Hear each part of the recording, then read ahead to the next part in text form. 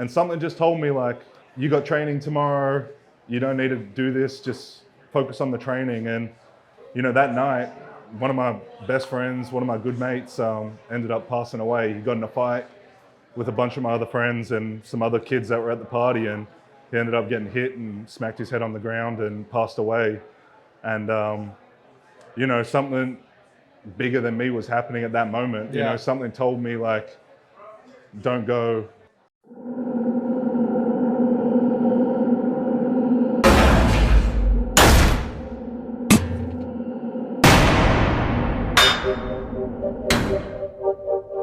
Sharp French, what up?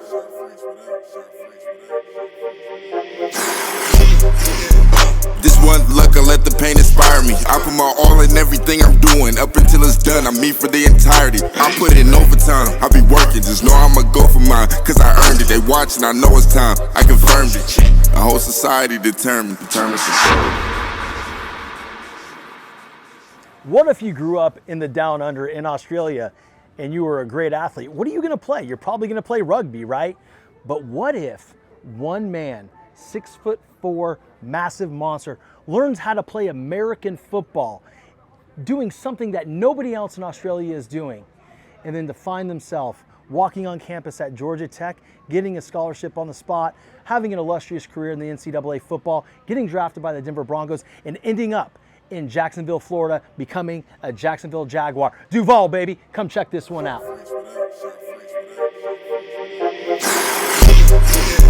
This one luck, I let the pain inspire me. I put my all in everything I'm doing. Up until it's done, I'm me for the entirety. I put in overtime, I be working. Just know I'ma go for mine, cause I earned it. They watching, I know it's time. I confirmed it. A whole society determined. What's up, everybody? We're back live at Lynch's Irish Pub in Jacksonville Beach, Florida. I have with me today the defensive end for the Jacksonville Jaguars, Adam Gotsis. What's up, buddy? How you doing? Pleasure to be here. Dude, it's great to actually meet you in person. Yeah. We had an amazing phone conversation, earlier this week, and I'm like, wait, no. We got to stop talking, because this could have been the podcast. So, I'm just so jacked you're here, man. I appreciate you having me, man. I'm excited to be here. Yeah, absolutely, dude. So, Australian football player, you didn't get the assignment, did you? There's not too many Australians playing in an NFL, are there? There's a few now. Majority punters. I think there's only about 2 or 3 of us that are outside of that are playing. Okay. So, we're slowly getting a couple guys over. But yeah, it's a journey. It's tough. It's tough to get over here from Wasn't there like an LSU kicker, a punter, like was it Brad Wingo? Yeah. He was Brad Australian. Wing. I think there's about 3 or 4 that are currently on teams, punters that are on rosters. I think there's 2 or 3 O linemen.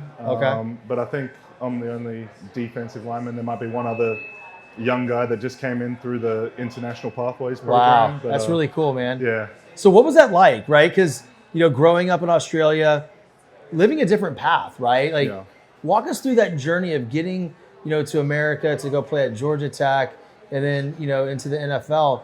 It's like I said, dude, and jokingly, it's not something that really happens over there. So literally, I was probably about 15 years old. I was playing Aussie rules football and rugby back home in Australia, and I was looking at trying to go to the next level in those sports, but those sports were kind of moving away from how I was built. They were a bit more athletic, had to be more faster, more endurance, and I was a big guy, explosive, things like that. So my mom literally found a flyer for American football, and I ended up going down there, and it was under 14s to under 19s was one division, and I went down there and I was too scared to get out of the car the first time I went down there, and my brother was with me, and he was like turning 19, so he's like, I'll come down there and with you. And so me and him played a year together, and after that I really just fell in love with American football. I'd played like the video game and watched, Which video game? Tecmo Bowl?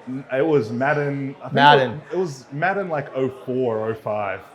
I just dated myself talking about Nintendo Tecmo Bowl. But it was that, and then literally I just fell in love with the game, and as I started playing more opportunities started coming up with football in Australia. So I ended up making the state team for our league, and then I ended up representing Australia for our Australian American football team. Wow. And through that, I met a few coaches that had played at the next level. I had a coach who played at Hawaii, who was an Australian back in the 90s, and he was back in Australia coaching. And another coach who he was a head coach of NFL Europe before that league folded, and he now lived in Australia and was helping out in the local competition. So I met those guys, and they kind of helped me with my pathway and connections to get to Georgia Tech. Initially, it was a Georgia Tech coach reaching out looking for a punter, and my coach was like, "Don't have a punter, but I got this big guy that can run and tackle and do all this hit people stuff." really hard. Yeah. Yeah. Next thing I knew, I was invited out to go on a recruiting trip, and I went out there, and they took a look at me and just said, "Yeah, we'll give you a scholarship. We'll offer you a scholarship." Yeah. And so it's funny because like when you say that, right? It's almost like, you know, if someone was listening or watching this show and didn't know your story, it was like, okay, so he got recruited, he showed up, and they just gave him a scholarship. But walk us through behind the scenes of the preparation for that, because dude, you made some sacrifices, man. Yeah. And you showed determination through, you know, resisting going out at night, your nutrition, and man, you told me you drinking a gallon of milk a day at 15. Yeah. So yeah. It was probably, I was 15, 16 years old, and you know, I had these two coaches saying, you know, you should probably think about college, man, just as an option, like a chance to get a full ride to a school, get a degree. And, you know, that really was the thing that sold me was, hey, if I can make it to this next level, I wasn't even thinking NFL at this point. I was just thinking, what an opportunity to go play a sport, get a 4-year degree from a great school, and whatever happens, happens. And this is at 16 years old, but I also understood that it's a journey to get there. It's not just going to happen, you know? Right. So at that point, I was training, you know, 2-3 times a week with these coaches on top of my own stuff. Learning how to lift, get bigger, get stronger.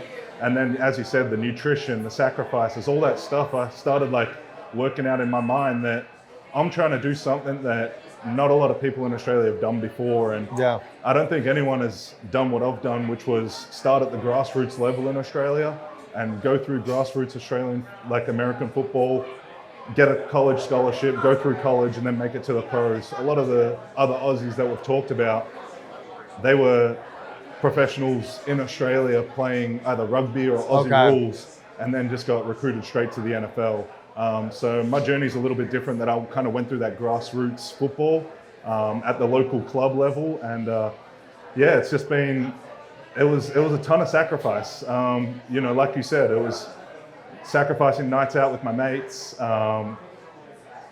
family, them sacrificing their time, putting in to me, chasing this dream that, like, what's the chance of this kid from Australia making it to a college and doing all this? But, you know, I had such a supportive family. They've supported me through everything. They're still here supporting me today. That's amazing. And, you know, it's amazing because you mentioned something, and we had a previous conversation about this, but I think it's prudent to talk about it again, like the nights out, right? At one night, you told me at one point you were starting to get ready to go out. You said, all right, screw it, I'm going to go out with my buddies. Yeah. And walk us through that night, man. What happened? Yeah. I just finished playing like basketball that night for my team, and I was meant to meet up with a bunch of guys like halfway to a party. I think it was like Halloween around there. And I was getting dressed, and something told me like, forget it, man. I was meant to, like, they were leaving one of my mates' houses to go there. I was going to meet them halfway and kind of go. And something just told me like, you got training tomorrow, you don't need to do this, just focus on the training. And, you know, that night, one of my best friends, one of my good mates, ended up passing away. He got in a fight with a bunch of my other friends and some other kids that were at the party, and he ended up getting hit and smacked his head on the ground and passed away. And, you know, something bigger than me was happening at that moment. You know, something told me like, don't go. And it's something that's always just been with me, because, you know, me being a bigger guy, I know if I was there and there was a fight, I could have been someone that hit someone. Yeah. I could have been the guy that got hit by someone else because I was a big guy. Yeah. And that was just a big life lesson for me. And, you know, I kind of carried that through even when I was at college. I always knew at college, hey, be smart about where you're at, what you're around, because if I'm a big guy in a bar, my mate who's 5 foot he's the guy that's going to start the fight. Yeah, you're going to be tested. They're going to jump me first. Exactly. And even when I'm walking through bars, you know, guys will bump me and do things like that. But I've always told myself, like, I've got something bigger I'm working for. I've got something, just walk away. It's not even worth it. Drop the ego, drop the pride. It's not worth it, you know? Just keep it moving. So, you know, that was a big life lesson and a big turning point in my life, because at 16 to lose a mate like that, it really just put into focus, like, the sacrifices, you know? A lot of my friends were still doing a lot of that stuff. And to me, it was like, damn, like, I see where I need to go. Right, and exactly. that's not helping me get to where I want to be. So but I that's don't want also, to end up in that. Right, but know? it's also hard for a young man, because you want to live, like people are saying, dude, live your life, man, live your life. And I think that what people don't understand about high performers, they have an extreme amount of discipline and determination and resiliency. And that also comes into play when it's decision-making time. And the outcome, or that end goal, like that peak of the mountain, is so important, and we can see it. Right? We can see it. Nobody else can. And did you ever have a hard time, like, feeling like you had to explain it to people? I did. I felt like, you know, I'd always have my mates getting on me, like, oh, come on, you know, it's just one night, come on out. Or, you know, there'd be certain things that I'd want to go to, but I just understood. And I've always just been someone who's always been about the team, always been about, hey, if I'm part of a team, I'm giving my everything to that team. I'm not showing up hungover. I'm not showing up out of shape. It means too much to me for my team. So that was always one big thing. And as you said, the discipline to be able to say no, the ability to do that at such a young age. I don't know if it just came from my parents and how driven they were with their stuff, but it was just always in my mind that doing some of that stuff just isn't going to help me get to where I was. So, it's just been a journey. That young age doing all that, but I was playing basketball, playing Aussie rules, playing American football, and I was committed to all these teams. And I was like, if I'm committed, my team depends on me showing up at my best. Absolutely. And if I'm not going to give them my best, there's no point in me even being there. So I understood that at a young age, and it's still with me today. It's still with me right now, you know. I'm out there training every day now, getting ready for this season. So you excited for the season, man? Yeah, I can't wait. Just to be out there, man. I felt like we left a lot on the table last year. We're in a great position to go have a great year, and we just didn't finish right. You know, I don't know if it was guys just got complacent, guys were trying to do too much, but I just feel like we just didn't finish with the same passion we started with. You know, and for me, that's disappointing. You know, you put too much work in the off seasons, you put too much blood, sweat, and tears, time away from the family. You know, you're spending money on your body, on nutrition, on recovery. Again, I'm still sacrificing going out with my friends. I'm sacrificing not going on holidays, not doing any of that stuff, because I want to win a championship. That's what I want to do. And, you know, it's all off season. I've just been grinding, trying to get it. So it's funny, because I want to talk about that at your level. Are there still guys that take that for granted? Oh, 100%. Yeah. Really? Yeah. But they don't know better. You know, a lot of guys get here and they think I've reached the pinnacle. I'm in the NFL. But you're just going to be another guy in the NFL for a year and then you're gone. You know, so once you get here, it's what's going to keep you here. Where's that motivation come from? Because every year, what is it? 250 guys get drafted. 250 guys are leaving. Dude, that's crazy. How are you going to be one of those guys that's not leaving? You know? And that's the fire that I have, because I know as a veteran guy now, the young guys coming up, shoot, they're probably faster, you know, they're younger, more athletic, all this stuff. Exactly. But I just have to be focused on what I'm doing, and I know, hey, if these young guys are chasing me, I need to elevate myself so they can't catch me. And it's just constant work. You know, it's funny, you brought up the word motivation, right? And it's so funny because I think a lot of people have it twisted. They think that you wake up every morning and you're excited, like, all right, gonna go work out today. I'm gonna go train. It's not ever like that, you know? And so on those days where you're sitting there, you wake up and you're like, my body hurts, just wanna hang out with my beautiful girlfriend, Alex. I don't wanna do much. How do you talk yourself through those moments? Because I think people listening that are struggling in their own careers, in their own lives, would love to hear that from someone like you. Yeah, I think you definitely got to have a plan. It's tough to do without a plan. If you wake up in the morning and you're just trying to figure out your day as soon as you wake up, oh God, it's probably not going to work out how you want. If you know before you go to bed, hey, I've set this up where if I'm up at 6 a.m., I'm eating breakfast. I'm doing that. By 6:30, I'm here. By 7 o'clock, I'm here. I'm on my next thing. You're knocking out, boom, you're ticking boxes as soon as you wake up. If you go into it with no plan, you don't even know, am I eating breakfast today? Am I not? Am I just going to Or wake if up I am and eating, get in what the am I car? eating? Yeah, Right, so yeah. if there's no plan, it makes it really hard. But for me, I know as soon as I get out of bed, as soon as those feet touch the ground, it's game day. Oh, I love it, dude. As soon as your feet touch the ground, it's, hey, you might go take a pee, Yeah? check yourself in the mirror real quick, and then it's go time. It's go time. You know, those little moments where you just have to check in with yourself. Why are you doing this? Especially those tough days, body's hurting. But you know, as soon as you get going, the pain goes away. You're starting to tick those boxes. You're starting to feel better about yourself because you're knocking things off your list. Right. Hey, did I get my workout in today? Already done. Have I eaten this morning? Already done. My body's feeling 10 times better than when I woke up. Well, 'cause you're training yourself to do the hard thing, Yeah. right? And the more evidence you have of doing the hard thing from minute one when you wake up, it's like we're stacking W's, we're stacking wins, right? And then that breeds the confidence. And once you do that enough, now the motivation comes because you're already starting to see the results, right? But I think that it brings another point is like too many people do it as a quid pro quo. Yeah. Like, well, if I wake up today and I go to the gym today and Monday through Friday, am I going to see a difference? Yeah. Am I going to see that improvement in that skill? Yeah. And we've got to fight against that instant gratification. Yeah. What are your thoughts on that, man? For me, I tell myself, if you want to see change, it takes 3 to 4 months. Love it. It's not going to happen overnight. You know, if you want to change something, you start doing it 1 week, 2 weeks, you might see a inkling of a result. And some people see that and then they say, oh, now I can take the foot off the gas. You know, the other people say, oh, I see that little result. Let me go harder. Invest even more. Exactly. Let me start finding those extra hours. You know, not just doing the Monday to Friday, but now I'm doing Monday to Friday, finding an afternoon on a Monday, finding an afternoon on a Wednesday, finding an afternoon on a Friday. Yeah. Finding extra time to get the body work in.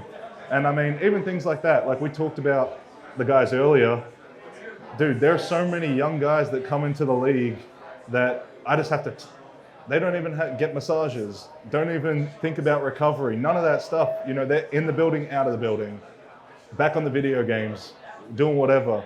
And for me, it's just like, I feel like my purpose now and what I do is helping those young guys, is educating them. Hey, if you want to have a long career, forget all that bullshit. Yeah. Forget it all. Yeah. That shit's going to be there when you're done. Yeah. Video games aren't going anywhere. Nuts out. They're not just going to get anywhere. cooler That than shit's right now. all going to be there. Yeah. This window of opportunity, it's shrinking. The moment you get in there, it's shrinking. You got to make it get bigger. Yeah, I mean, You know? recovery is so important, man. Like, Yeah. you guys are on a collision course out there on the gridiron. Like, you have to do your recovery. Yeah. You have to do your recovery. Yeah, especially my position. I think we're the only position where every play, you're getting your hand, someone's putting their hands on you and you're putting your hands on someone. Oh, yeah. You know, O-linemen, they're going to have a down where they're not touching a player. Yeah. You know, they might just be kicking back, no one's rushing them.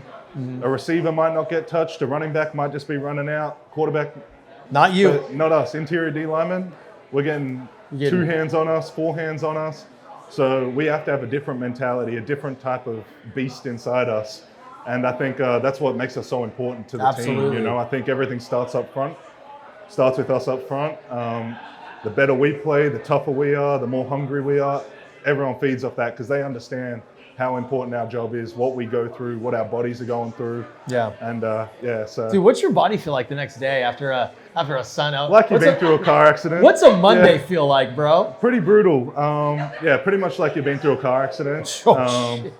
You know, Alex. Let's do it again. Let's do it 16 times. Yeah, Alex will probably attest. You know, there's some days I come home after the game and I'm like, I can't even walk. Like ankles are swollen. Oh my gosh. Wrists and everything's beat up. But it's about start the recovery. You know, Monday we're back in the facility. Body work, nutrition. Tuesday, body work, nutrition. Wednesday, Thursday, back in the all week long, just getting ready for the next car accident, you know. But yeah, and some might come on Thursdays now. Yeah. Right, so, gosh. But no, literally, it's a war. It's a war in nutrition. You know, you if you're not taking this time to prepare your body for what you're going to go through, you know, now it's 17 weeks, potentially 18, including preseason, including a training camp. You know, that's 3-4 months that you got to tell yourself, nothing else matters. Nothing. Yeah. What happens to your body? Nothing. If you want to get to where you want to get to, shoot. You might have to give up a finger, give up an ankle, give up a knee. Ronnie Lott did. It's part of it. Ronnie It's Lott part gave of up it, a finger, and that's didn't he? Yeah, you got to understand that, hey, what I'm going through right now, it's going to hurt for a little, but that feeling of holding that trophy, it's going to feel better than any of that pain you went through. So I hope you hold that trophy soon, buddy. I hope truly so. do. I hope Before so. we go, I want to ask you one more question. What does determination mean to you? Determination to me, it means everything. I wake up in the morning, it's my thoughts, it's my feelings, it's everything I put into it. When I think of determination, it's what makes you go, and it's been multiple things over the years. I think early on, it's just wanting to do my family proud, wanting to represent my country, being over here doing this stuff, wanting to be my best version of myself and give everything I have and understand that, hey, all my friends that sacrificed, hanging out with me, all my parents, their financial sacrifices, everything that they've done to get me into positions, that was all part of it to get me where I am. And now it's like I've got 2 young kids, I've got a family I need to provide for, I've still got a family that loves and cares for me. I've got a ton of people back home that support me. So determination to me, I think about all those things and I think about how much those people mean to me and how much me doing what I'm doing and during the season, sacrificing time with them, love with them, all those things with them.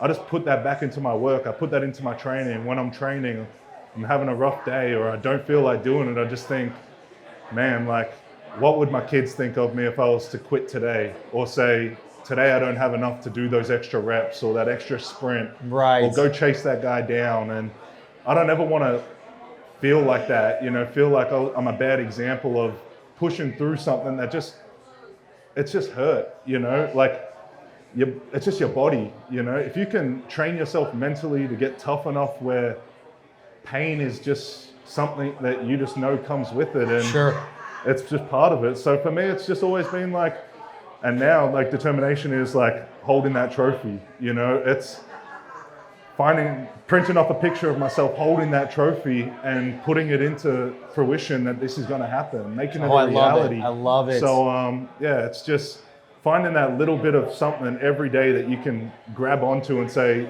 this is for that person. I'm doing this for that person. I'm doing that for that. And then eventually coming back and saying, I'm doing this for myself, doing this for all the work you've put in. I look back and I think about all the work I've put in. And for me to stop now, I'd be letting down that version of myself that was sacrificing to be in this position. The guy from yesterday, he sacrificed yesterday for me to be here today. So what's this guy today going to do for tomorrow? And what's that guy going to do for the next day? And then you just stack days and before you know it, you're where you want to be. And where you want to be, you're already looking to the next place you want to be. So it's there's always another finish line. Yeah, there's no finish line. The finish line is it moves shit when I'm 6 feet in the ground. Yeah, exactly. Then we're done. Yeah. Dude, thank you so much. I appreciate you. I appreciate One you, hell man. of a conversation, Yeah, brother. definitely. Go get that trophy, dog. So I've tried a lot of protein. What I've always found is all the flavors, you can taste artificial flavoring in them. With raw, it's exactly that. I don't taste that. It's a clean protein source. Tastes great, and I'm not putting a lot of things in my body that aren't good for you. The biggest thing that I will say that I love about raw nutrition and Bum Energy is they're all natural ingredients and they're third-party tested. So what that means is an actual lab test is to make sure what's in the product is actually what is stated on the label. And then you'll see on the website of Raw Nutrition that it is signed off on. So there's no banned substances in these products. Athletes can use them safely and not get tested and popped for a failed drug test for performance enhancing, ingredients. It's completely safe, guilt-free, baby.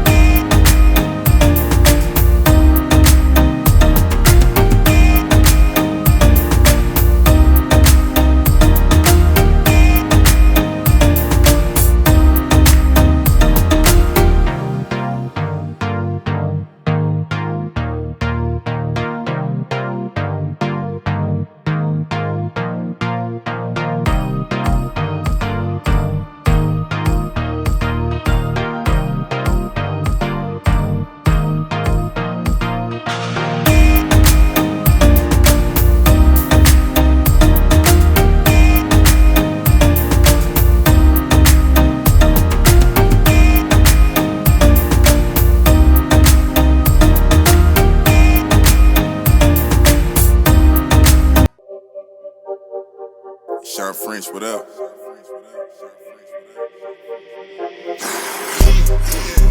This one luck, I let the pain inspire me. I put my all in everything I'm doing. Up until it's done, I'm me for the entirety. I put in overtime, I be working. Just know I'ma go for mine, cause I earned it. They watching, I know it's time, I confirmed it. A whole society determined for sure.